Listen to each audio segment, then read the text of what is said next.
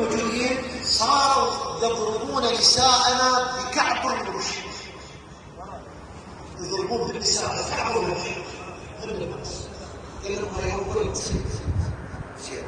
يبقى رسول الله. المصيبة الثانية شنو؟ قال بعض أهل الشام، مو كل أهل الشام، شوف التبعير جدا ضروري. بعض أهل الشام صعدوا فوق السطوح وصاروا يرمون علينا الماء الحار. الله أكبر. زين. الإمام زين العابدين يقول أنا إيدي مشتفة.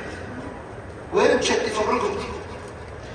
يقول فبين كانوا يشربون مو بس ماء حار، يعني يقول ماء حار ويشربون نار بعد، نار.